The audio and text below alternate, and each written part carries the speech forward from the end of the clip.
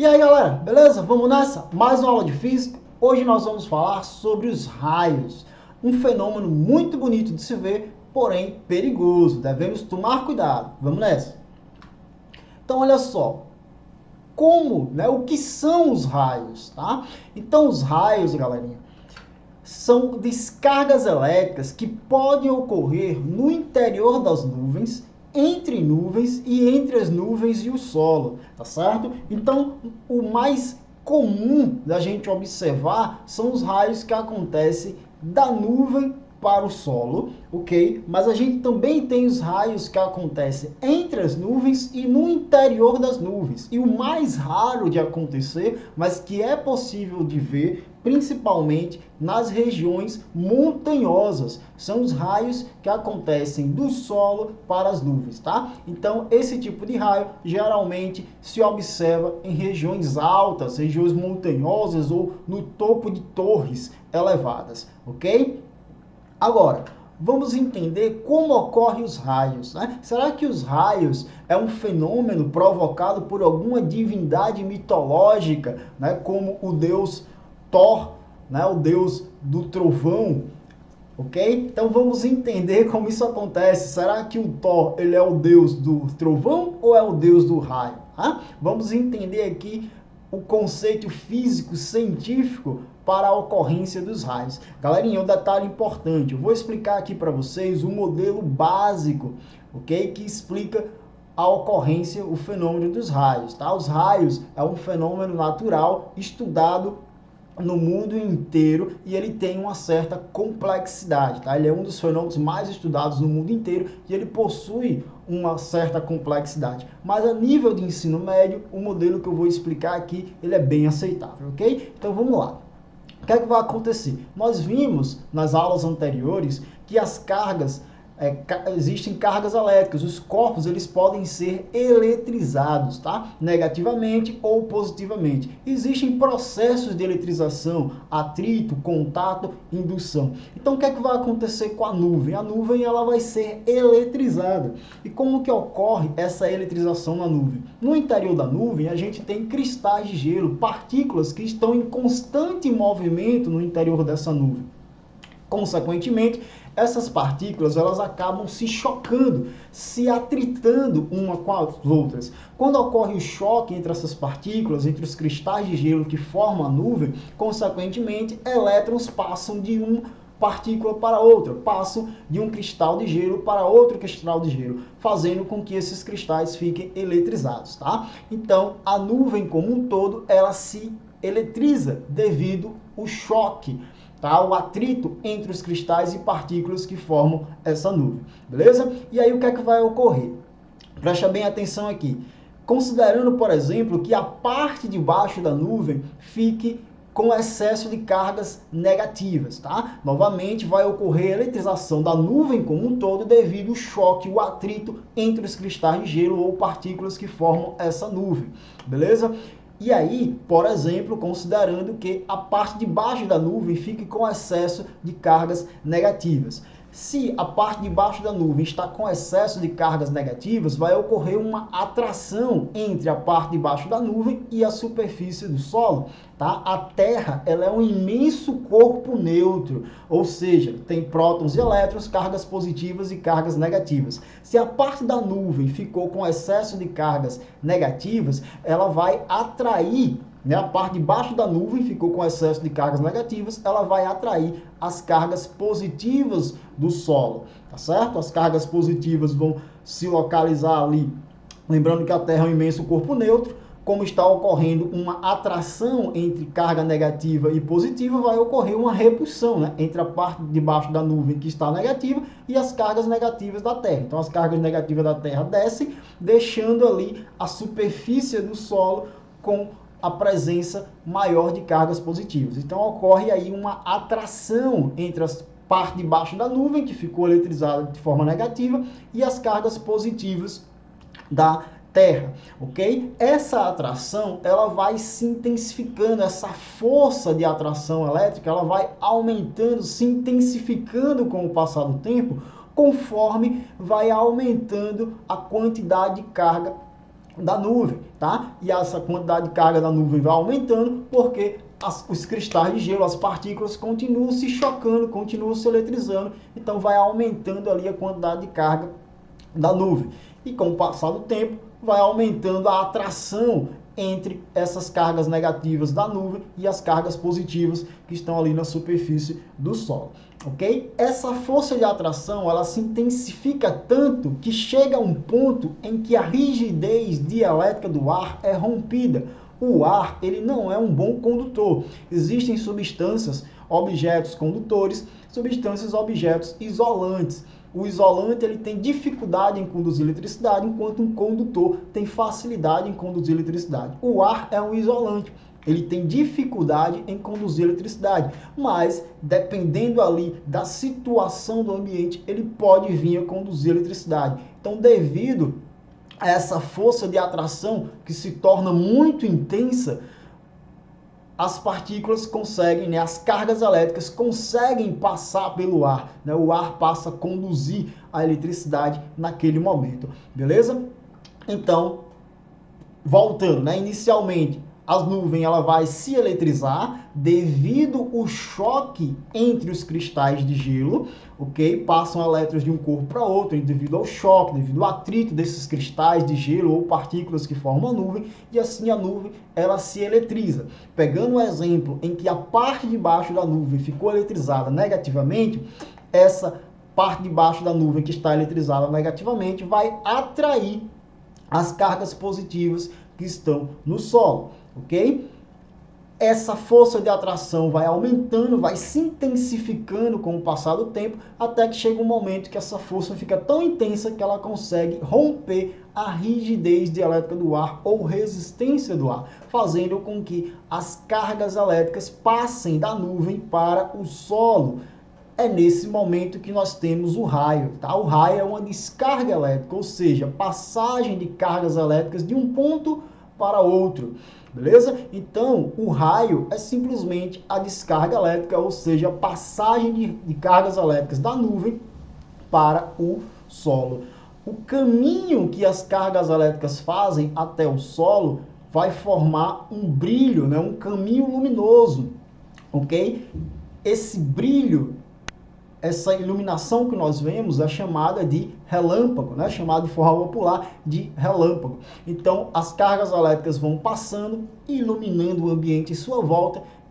Esse brilho, essa iluminação, nós chamamos de relâmpago. O caminho que as cargas elétricas fazem é o raio, ok? Conforme as cargas elétricas elas vão passando, elas aquecem o ambiente em sua volta e fazem com que as partículas de ar elas se afastem de maneira muito brusca, se expandem de maneira muito brusca. Essa expansão do ar libera uma energia sonora muito intensa, que nós conhecemos como trovão, tá? Então, o trovão é a expansão, é a energia liberada devido à expansão do ar por onde passa um raio, por onde passa a descarga elétrica, ok? Então, o trovão, ele ocorre de forma simultânea ao raio, porém, a gente vê primeiro o brilho, tá? A gente vê primeiro o relâmpago e depois a gente escuta o trovão. Por quê? Porque a velocidade da luz é muito maior do que a velocidade do som. E aí, galerinha, fica uma dica para aquelas pessoas que têm medo do trovão. Quando você ouvir o trovão, significa que o perigo já passou, né? Porque o raio já passou, tá? Então, se você ouviu o trovão, você está vivo. O raio passou e não atingiu você. Fique feliz por isso, beleza?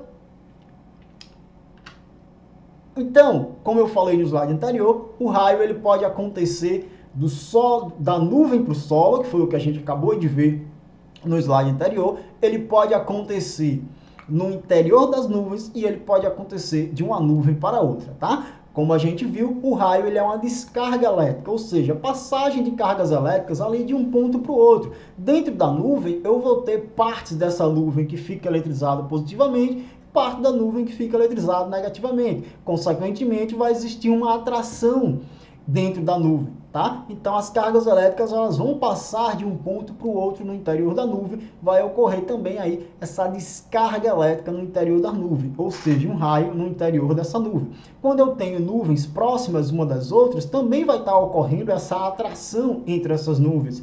Se a gente tem aqui uma parte da nuvem carregada positivamente e a outra parte de uma outra nuvem carregada negativamente, vai ocorrer atração entre esses dois pontos dessas duas nuvens e, consequentemente, vai chegar um momento onde passa cargas elétricas de uma nuvem para outra, ocorrendo a descarga elétrica de uma nuvem para outra, ou seja, o raio, beleza? E o mais raro de acontecer, tá? Que geralmente acontece em regiões montanhosas, regiões de altitude elevada, pode vir a acontecer o raio ascendente, o raio do solo para a nuvem. Nesse caso, a gente tem a parte de baixo da nuvem carregada positivamente, tá certo? Então, a parte de baixo da nuvem fica carregada positivamente, consequentemente vai atrair as cargas negativas da superfície da Terra. E aí essas cargas negativas sobem em direção à nuvem, né? Ocorre a passagem ali das cargas elétricas do solo para a nuvem, nós temos o raio ascendente, beleza? Esse caso ele é mais raro de acontecer, mas ele pode acontecer ali em regiões montanhosas, torres elevadas, tá? Regiões de elevada altitude, beleza? Galerinha, como se proteger de um raio? Okay? Então, como é que a gente pode se proteger de um raio? O raio ele é um fenômeno muito bonito, mas uma pessoa sendo atingida por um raio, ela pode ter de queimaduras de terceiro grau até óbito. Tá? Ela pode vir a óbito devido à descarga elétrica. Então, é preciso tomar muito cuidado com o raio. Existem dois locais que são ótimos, perfeitos, para que a gente possa se proteger de descargas elétricas como o raio. Dentro dos carros é um local e o outro em prédios ou edifícios com para-raios, tá? Porque dentro do carro, o carro ele possui uma superfície metálica. Existe um princípio físico que fala: cargas elétricas elas se distribuem pela superfície de um condutor metálico e não pelo interior do condutor metálico. Esse princípio ele é conhecido como gaiola de Faraday, beleza? Então, presta bem atenção, as cargas elétricas elas se distribuem pela superfície do metal, pela superfície do condutor metálico e não pelo interior desse condutor metálico. O carro, ele possui a carcaça metálica, então, no caso de um raio caindo sobre o carro, essas cargas elétricas elas vão se distribuir pela superfície do carro, né? Pela superfície da carcaça do carro e não pela parte de dentro. Então, contanto que você não coloque a mãozinha, não toque a parte metálica do carro, principalmente a de fora, você não vai estar levando o choque, né? Não vai estar sendo atingido por essa descarga elétrica, beleza? E aí tem um detalhe importante, o carro ele vai proteger contra descargas elétricas, contra queda de raio, não por causa dos pneus, ele protege por causa da carcaça metálica dele, tá? Muitas pessoas acreditam que o carro protege contra a descarga elétrica do raio por causa dos pneus que são isolantes, mas não é verdade. Lembra, o isolante é um material que tem dificuldade em conduzir eletricidade, mas existem situações em que ele pode vir a conduzir eletricidade, tá? No caso da descarga elétrica de um raio, é uma descarga muito intensa, muito forte, então os pneus eles vão conduzir eletricidade nesse caso, tá certo? Então, quando um raio atinge, aqui na ilustração, veja bem, um raio está atingindo, está ocorrendo uma descarga elétrica sobre o carro, as cargas elas vão se distribuir pela superfície metálica, né, pela carcaça do carro, e elas vão escoar para a terra, para o solo, e elas passam pelo pneu para chegar até o solo também, tá certo? Então não são os pneus do carro que protegem contra a descarga elétrica do raio, e sim a carcaça metálica, tá? A pessoa vai estar protegida aqui dentro do carro contra descargas elétricas de um raio, contra um fio, por exemplo, que você estacionou, um fio de alta tensão na rua, se rompe e cai em cima do carro. Quem está dentro do carro está totalmente protegido, beleza? É só ter paciência, esperar, chamar ali o corpo de bombeiro, esperar chegar a ajuda, mas fica lá dentro do carro bem tranquilo. Outro local muito bom para se proteger dos raios são em prédios com para-raios. ok? O raio, ele tende a cair nas pontas. A gente chama isso de poder das pontas. Mais na frente, a gente estuda um pouquinho de detalhes essa questão do poder das pontas, tá? Mas, o que é que acontece aqui? Os raios, ele tende a cair onde existe uma ponta. Então, o para-raio, ele é simplesmente hastes metálicas que vão servir como pontas em ambientes. Se eu pego um edifício alto, por exemplo, esse edifício ele vai se tornar uma ponta no ambiente próximo dele ali, no ambiente onde ele está inserido, certo? Ele vai ser uma ponta. Então, para se proteger do raio, eu coloco uma ponta menor ainda, né? Uma ponta mais fina ainda, que seria o para-raio. O para-raio, ele é uma haste metálica. Essa haste metálica, ela vai estar ligada diretamente no solo, precisa ser feita essa ligação com o solo, que é o que nós chamamos de aterramento. Então, precisa ter esse aterramento, ele precisa ser bem feito para que o para-raio funcione de forma correta. Então, o raio, ele tende a cair na ponta do para-raio, né, essa haste metálica, e aí diretamente essa haste ligada ao solo, as cargas elas vão escoar para o solo, protegendo o edifício e, consequentemente, o ambiente em volta desse edifício, tá? Isso é um detalhe importante. As residências, as casas ou outros prédios menores que estão em volta do edifício com para-raio também fica protegido, certo? O raio ele tende a cair onde está a ponta. Se nesse edifício tem um para-raio, as casas, os prédios, o comércio, as ruas, tudo que está em volta desse prédio fica protegido também contra a incidência de raios, beleza? Então, se você mora em uma região que tenha um prédio com para-raio, você já está protegido, a sua casa ali já está protegida contra a incidência de raios, ok? Então, 2 lugares muito bons para se proteger contra a incidência de raios são dentro do carro e em prédios com para-raios. Galerinha, uma situação drástica, certo? O que fazer? Por exemplo, você está ali caminhando em um campo aberto, uma região aberta, tá? Foi ali, por exemplo, no interior, né, passear, tá viajando, aí você tá andando ali em um campo aberto, admirando a paisagem, de repente começa a chover forte com incidência de raios. E aí você não tem uma residência para se abrigar, você não tem um carro, você não tem um prédio com para-raios. O que é que você faz nessa situação, tá? Você se agacha, né? Se agacha e reza, né? Para quem tem aí, quem acredita, tem a religião, seus santos, seus deuses, se agacha e reza, tá? Brincadeiras à parte, por que a gente deve se agachar? Por quê? Lembra que o raio ele tende a cair onde existe uma ponta, beleza? Então, quando você se agacha, você está diminuindo as pontas do seu corpo. Você vai ficar, de certa forma, mais arredondado. Você está aumentando a distância da nuvem até o seu corpo quando você se agacha. Então, isso pode vir a te proteger, impedir do raio cair em você, ok? E aí alguns podem pensar, professor, eu posso me deitar? Né? Se eu me deitar, eu vou diminuir mais ainda as pontas do meu corpo e vou aumentar mais ainda a distância da nuvem até o meu corpo.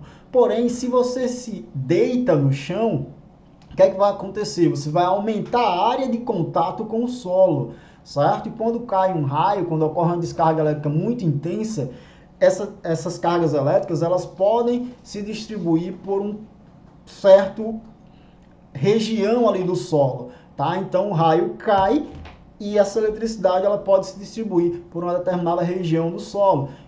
Se você se deita no solo, vai aumentar a área de contato que você está tendo com o solo, e aí dos seus membros, por exemplo, das suas mãos ou dos pés, pode entrar em contato com essas cargas elétricas e elas passarem de uma ponta para o outro do seu corpo, devido a uma coisinha que a gente chama de diferença de potencial, que a gente vai estudar mais adiante, ok?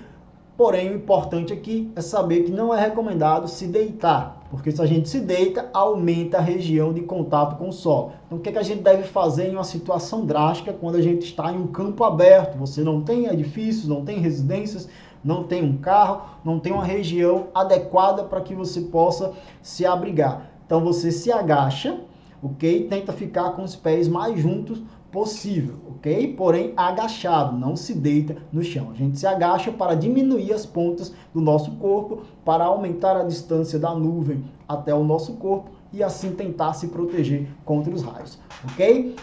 coisa que não devemos fazer, em hipótese alguma, é se abrigar embaixo de árvores. A árvore, ela tende a ser uma ponta, ok? Então, o raio, ele tende a cair na ponta. Então, não devemos se abrigar embaixo de árvores, ok? Eu vou mostrar um vídeo para vocês que mostra muito bem essa ideia da gente não se abrigar embaixo de árvores quando está chovendo, quando tem uma incidência de raios.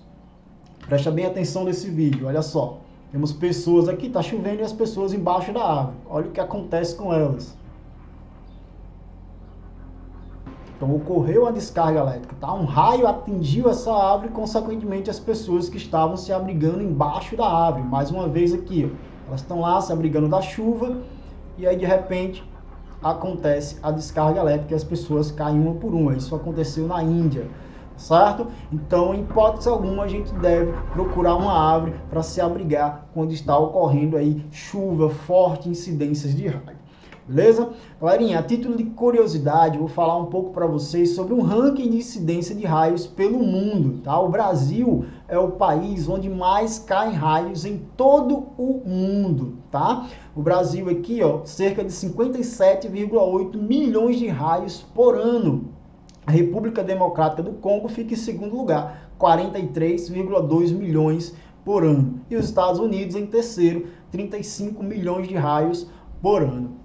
Ok? Então, o nosso país é o país onde mais caem raios no mundo. A gente aqui na região Nordeste, né, em Natal, a gente não vê muito essa questão da incidência de raios, apesar de que nos últimos anos vem aparecendo bastante, né? Porém, o pessoal ali do sul, o pessoal dos estados do Rio e São Paulo, por exemplo, sofrem bastante com essa questão dos raios, tá? O pessoal do sul, sudeste, sofre bastante com essa questão de raios, beleza? Clarinha, dúvidas é só procurar no WhatsApp, ok? Valeu!